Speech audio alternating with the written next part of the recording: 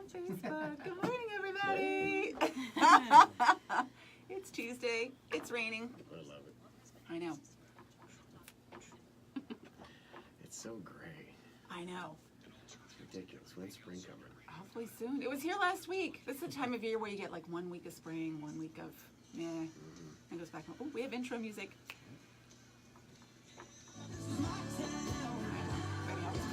So now I can hear it and people don't think I'm dancing to the song in my head, because there is a song in my head, but that's another show topic.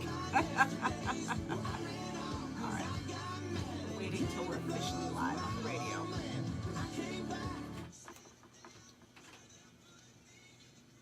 Good morning, everybody, and welcome to the 425 Show, your place to be for all things real estate and lifestyle related here on the East Side. I'm your host, Nicole Mangina with Windermere Real Estate. It is, if you caught the Facebook Live this morning that we always run, it's gray outside. We're talking about the weather. Someday the spring will be here. Actually, this is the time of year where some weeks it's sunny, some weeks it's raining, which is a perfect segue into my real estate update for today, because that is totally what the real estate market is about this time of year. 1 week it's super busy and everybody's out shopping. The next week, we don't know where they went. How come we're not getting any showings on our listings? Sellers start to panic. Super, super normal for this time of year. So if you're a seller, can't understand why 1 week's slow versus the other, I'll be honest, as agents, we don't know either. We just know it's part of the process. And as a buyer, if 1 week it feels like there's all kinds of new properties on the market, the next week it's really dry and you have nothing to look at, again, don't panic.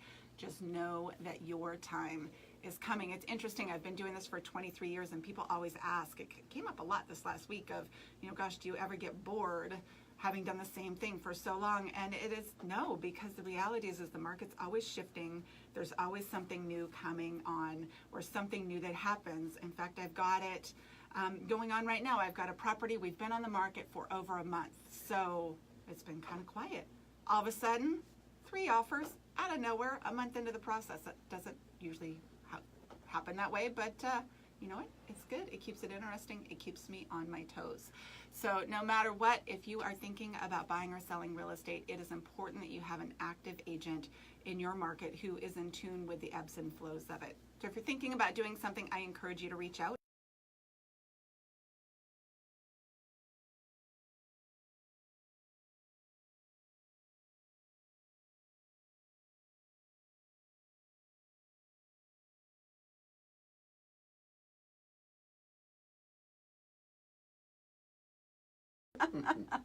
It's all the behind the scenes stuff. We've got David LeClaire with Seattle Uncorked. Good morning. Good morning. How are you? Fantastic. Thanks for being here today On this gray, rainy day. Absolutely.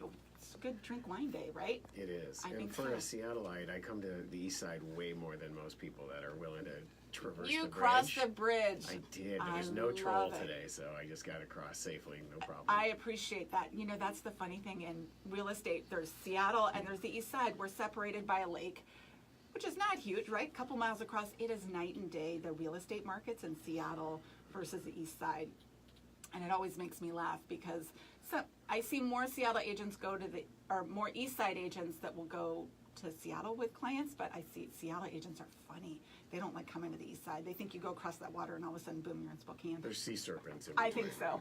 Yeah, it's very scary. I think the Loch Ness Monster is here, their cousin or something. So thanks for making the trip across the bridge. We're talking about wine today, though. Oh, hey, and by the way, it's so perfect. This is the 1 year anniversary of the 425 show. Today. Today! Yes! Dun, dun, dun. Happy anniversary, happy anniversary, happy anniversary. Woo!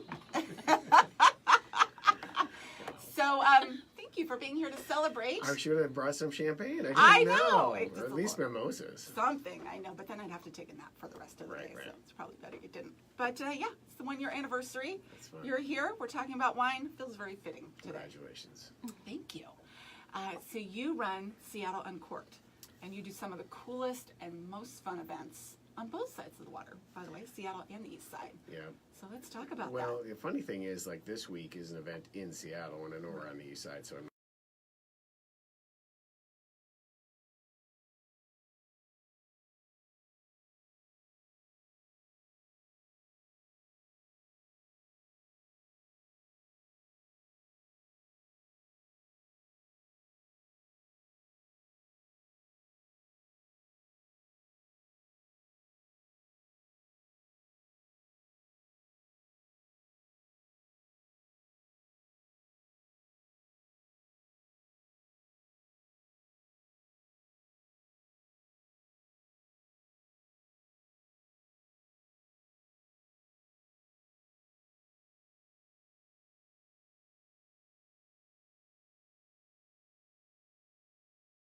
if you put it in the title or even in the body of it. Mm-hmm. So 18 years ago, we weren't even thinking about that when we named the event Sexy Syrah. That's funny. That's how far things have come. You know, we have that in real estate too. There's a whole list of words that we are not allowed to use, like family, extended family. You can't use that in real estate. Why? It's fair housing. Really? Yeah. What if somebody doesn't have a family but still wants to be in the home? Are we It's so discriminating? PC. It's ridiculous. I know. So I feel you. Right, right. Okay, but you're still having the event and it's still amazing. Oh yeah, it's fun. But you know what's cool is that event has been around for 18 years, but some of the other events have been around for a long time too. Mm-hmm. So my second oldest event is coming up on the east side, so I can actually talk about that. And Okay.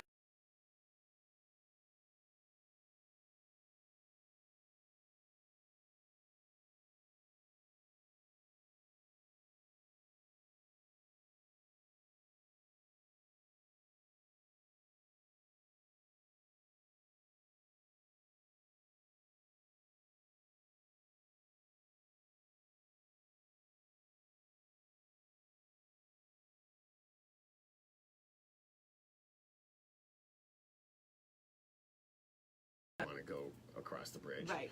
So about half our events are now on the east side that used to be in Seattle. That's awesome. Well, and sometimes it's just logistics, right? Because a lot of your events are during the week. Right. So sometimes getting across the bridge really one way or the other. Right. Sometimes it's easier than others. So I appreciate that you're showing the love to the 425. Yeah, and it used to be, well, it is called Seattle Uncorked, but Right. you know, really, when you're anywhere away from this place, everybody just says they live in Seattle. Same, right. Whenever I'm So- traveling, if somebody asks where I'm from, I do say Seattle. Right, Because you so don't know if they know what it- Kirkland is. Exactly. So essentially, even though it's Seattle Uncorked, it's really become Bellevue Uncorked, Yes. and Kirkland Uncorked, and Redmond Uncorked, and Issaquah Uncorked. But you know, obviously, we don't want to get into that. Exactly. So, and your events, I just love them. I love them for so many different reasons. One, you partner, every event is paired with a charity. That's correct. So you are always giving back to the community that you're doing things with, and I think that's great. Yeah, but partially that's a legal thing, so it's not like I'm Mother Teresa, but.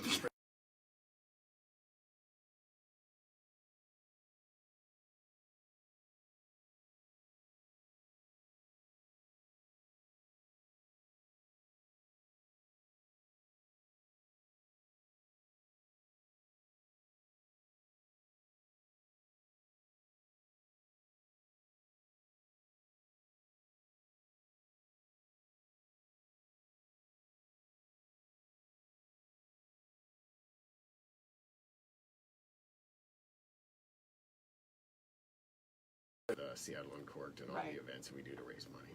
That's awesome. Yeah. Very cool. I love that. And so there's a couple different events that I'd love to chat about today. One is the rosé one that you talked about. I went to that for the first time last year. So much fun. In fact, I almost didn't go because I thought, well, I don't think I like rosé. I'm not a white wine person. I'm a red wine person. Right. There may have been some Boone Strawberry Hill in my You college get career, some- so pink you get wine, some not issues so back much. there. Yeah, anyway, yeah. But I thought I'm going to branch out. I'm going to try something new, and it was fantastic. Right. It was a fun event, super low key, meaning you could just go try stuff if you wanted to. Mm-hmm. The winemakers were there if you really wanted to go deep and find out more about why one was one versus another. You could. Right. But anytime there's kind of a low barrier of entry in terms of I don't have to be super knowledgeable and nobody's going to look down on me because I can't talk about whatever. I can just go, this one I like, that one I don't, let's move on. I think those are fun events. And a great way to just get in, and anytime you can try different types of the same wine, I think is fascinating.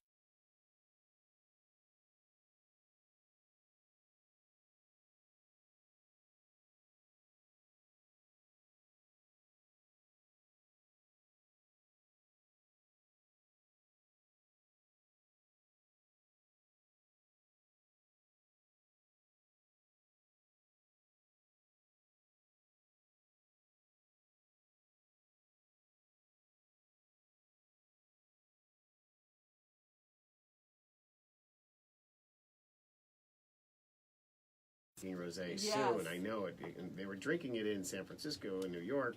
They've been drinking it in southern France forever.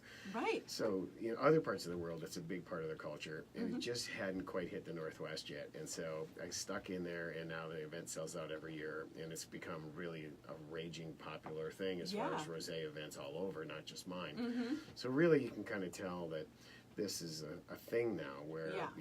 even 17 years ago, it wasn't even close to a thing. Yeah. So, There's just something fun about rosé. It's like, it's happy, Well, right? when I Can't was a be little cranky kid- drinking rosé. When I was a little kid, I was raised in Upper Michigan, and when it was snowy, you had to put your bike in the shed. Right. And until spring, you couldn't bring your bike out. So the day that you got to take your bike out, you had Yeah. freedom again, and it meant spring is here, spring is here. Yes. You're so excited, right? So you're riding around on your bike like, woo! Uh-huh. Well, rosé is essentially the equivalent of that in the wine industry. I love because that. you That's so typically true. don't bust it out until spring, and then by the middle of summer, most of it's gone and sold out. Yes. So it really is kind of a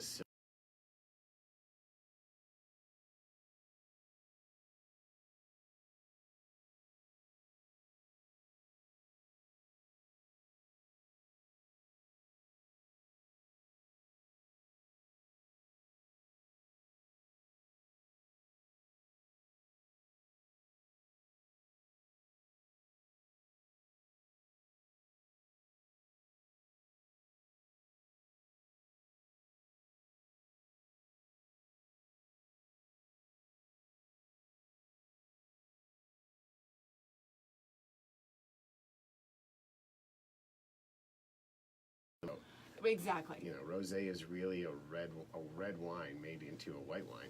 So, Well, exactly, and I actually didn't realize that. I just assumed it was a white, made with white wine grapes, but no, they make it with Pinot Noir grapes and a lot of different Any red red wine, grape. which I guess makes sense, but I didn't realize that. it just until sits was with the there. skins for usually a couple hours to up to a day, where otherwise, if they were making red wine, it would sit with the skins for 2 to 3 weeks. Yeah. Oh, interesting. Okay. And that's where all the color comes from. There you go. So yeah, it's a super fun event. It was. I really enjoyed it. I found all kinds of rosés that I like, and now I'm on the rosé train. It's Yes, fun. that's awesome. Yeah. So thank you for that. You bet. So that is a super fun one. We will have links to all of these events on the website after the show, NicoleMangina /podcast, because I think you should come to some of these. So so the rosé one is Thursday, May 16th at Caroline Point. Yep. Right? That's correct. Okay, $35 a ticket or $50 for VIP. What's the difference? Well, the thing is that venue has gotten pretty expensive to do Yeah. this event, and we're trying I to can raise imagine. money for Save the Wild Salmon. Perfect. So in order to pay the expense of the venue, and then we have to pay for a lot for food. Right. The people that buy the VIP ticket get there early. There's no crowd, and they Oh. get food. And everybody that gets the regular ticket, they just come and taste wine, and the food is Got it. gone at that point. But they get a plethora of wine to try, Okay. so they can't possibly try it all. So yeah. food and wine, $50. Got it. Just wine, $35. Okay, and also if you want to give back a little more, you do Right. the VIP because then there's more money to There help you go. cover and go to save salmon, which is important. We need Yes, salmon. absolutely. Okay, I love it. And then you also do the wine walks. We were talking about those. Those are so fun. Yeah, it's funny when we first started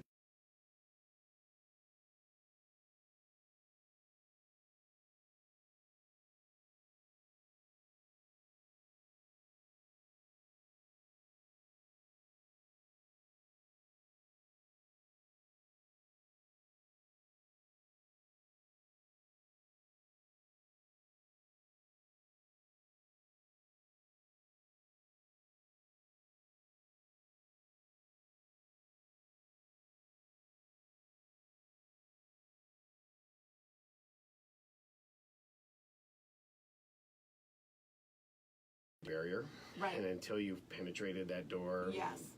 you don't even know what's going on. If you like these people, do you like the vibe? Right. So we put different wineries in each of these merchant stores, and people wander around from store to store and go Right. in and meet the owners and see what it's all about. And a lot of times people become friends and family of that store as a result Yes. of the winery that was pouring in there. So the winery's there to sell their own wine, of course. Exactly. But the store owner, maybe it's a real estate place, or maybe it's a jewelry store. It could be all kinds of things. Have an opportunity to engage with people without it really being a sales thing. Right. So then they make Yeah. friends, and that's a really great way to get everybody down into the downtown core of some of these little towns and having fun and meeting each other too. So it can be super social. Meet people in your own community. Exactly. Which is near and dear to my heart because I love supporting small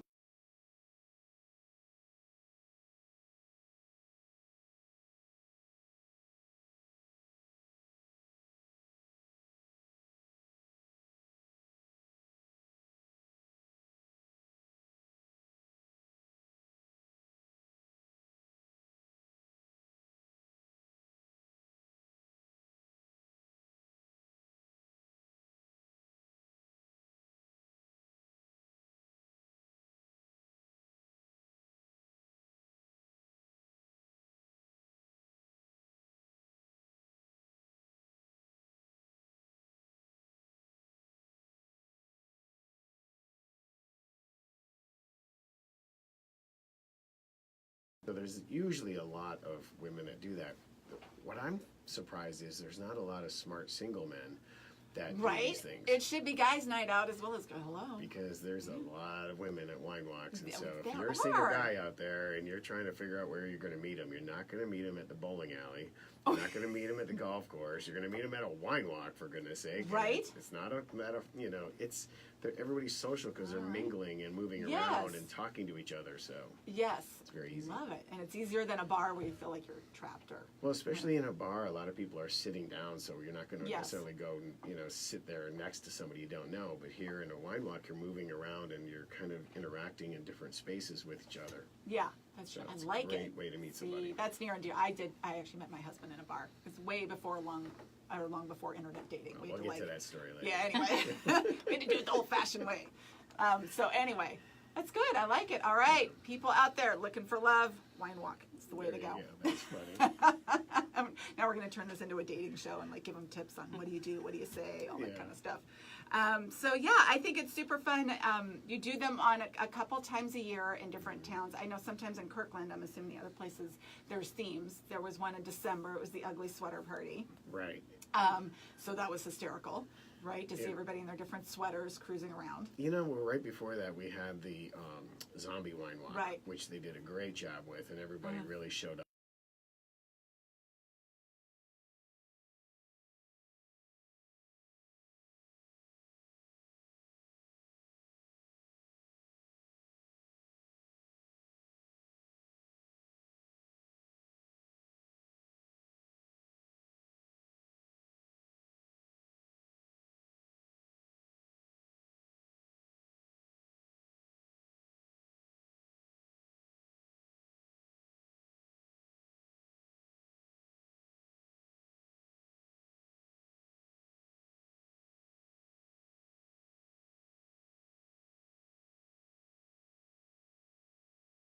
Prices. Right. But I'm like, that's an ugly sweater party kind of sweater. Oh, that's too funny. So what I like seeing is in some of these areas, like we do one in spring in Bellingham and one in fall in Bellingham. Oh, nice. So it doesn't necessarily have to be a holiday, Right. but it's springtime thing, and so everybody's getting all excited about it. And then I don't know, something about fall is really kind of cozy and, Yeah. and sweet too, and Yeah. before it starts raining and getting all nasty. So Exactly. it's nice to do these in that kind of span between say March and September. Right. Well, and you're out walking around to different places, right? Yeah, it just depends on the week. But you're out walking around to different places, so if you can have nice weather and not be dodging the rain, it's a bonus. Right. But, a couple glasses of wine, it doesn't really matter. Yeah, and around here, if you don't go anywhere when it's raining, then you're not going anywhere on a frequent basis. So. I know, it's cute. It's baseball season in our house. And I was laughing with one of my girlfriends. Her son, the coach, is from Texas. He's new to the area. And it was sprinkling one day, and he canceled practice for rain. And she laughed. She's like, oh, wow, okay, we'll see how this season goes. Like, Yeah. we're not getting a lot in. They're going to be the bad news bears without any practice. The true Northwesterners, you're out there. And now our older son plays on turf, and he's out there in all kinds of stuff. I'm thinking, I think we should call it. Nope, we're playing. Right. So, your definitions change over years. The funny thing is I do also beer events and Okay. sometimes spirits events and things like that. And beer people couldn't care less about standing outside freezing in the rain, and they don't really dress up anyway, so they're Yeah. already kind of got their beards and their flannel on. But it's Wait, amazing. what? What are you talking Wait. about? Yeah, Come on now. Take it easy. If on the us. Take it easy stereotype on us. fits. Take it easy on us. Their man buns. Benny does not That I have a do band not bun. have. So, know when to say when. Okay, enough is enough.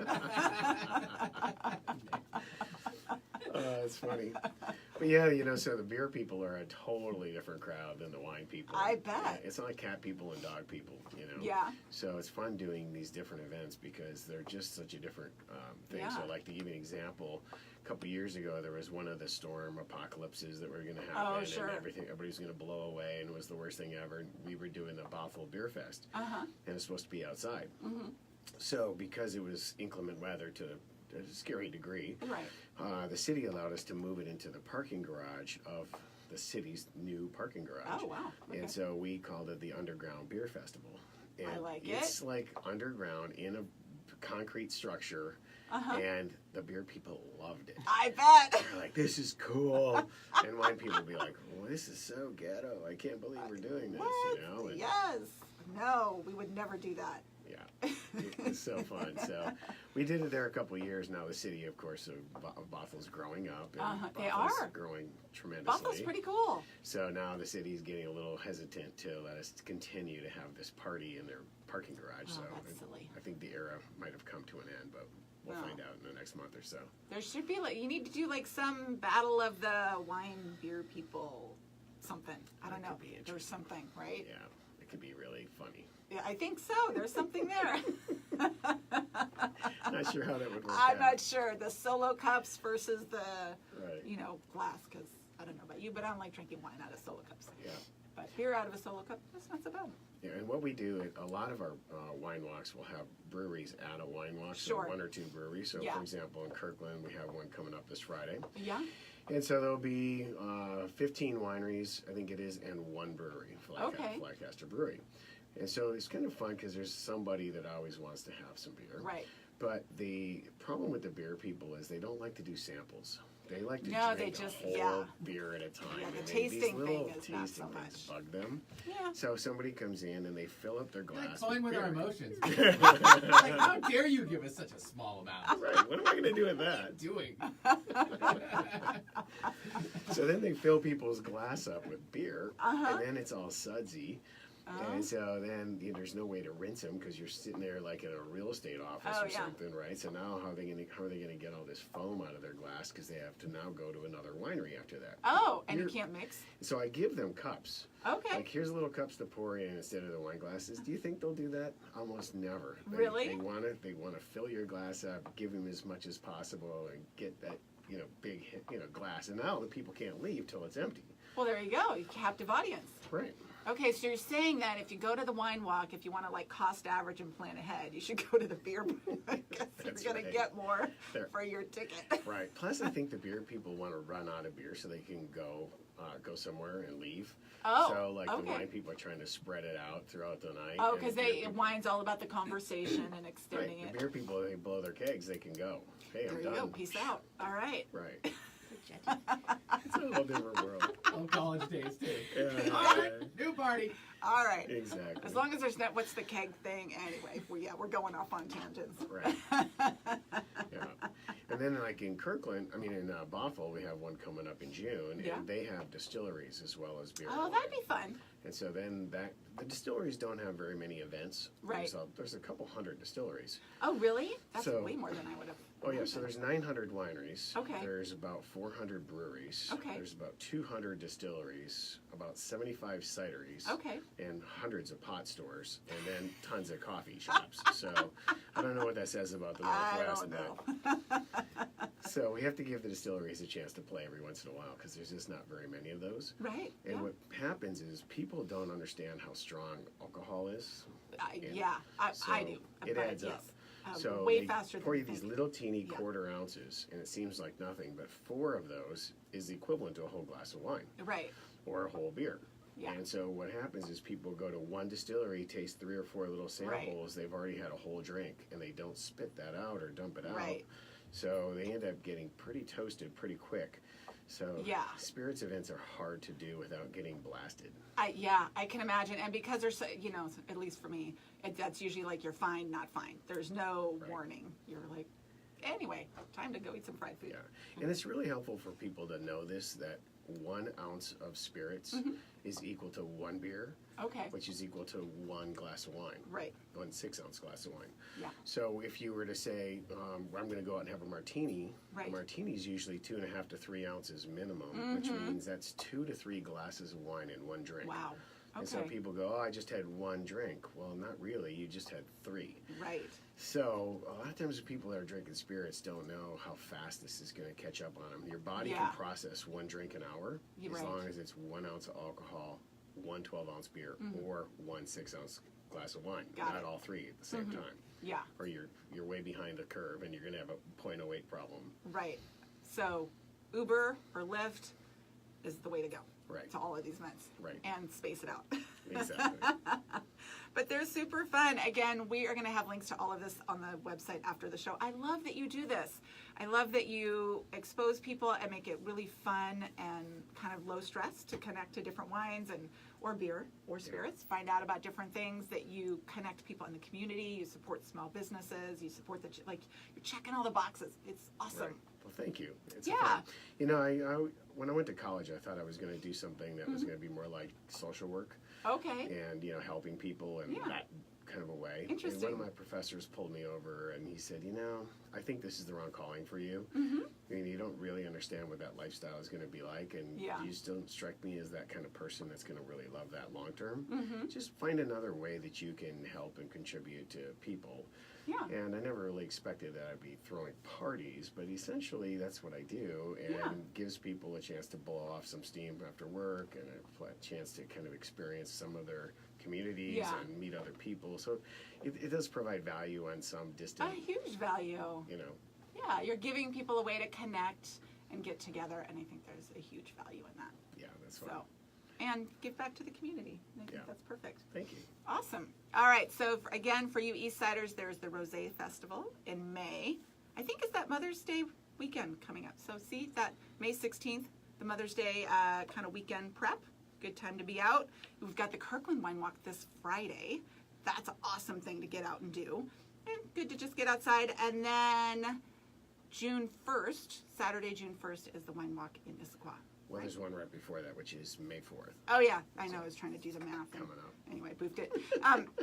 May 4th. All right. Thanks for joining us, everybody. Today we've had David LeClaire with Seattle Uncorked. Thank you for being here. Thanks for having me. All right. Have a great week, and we'll see you next Tuesday. Bye-bye. Bye.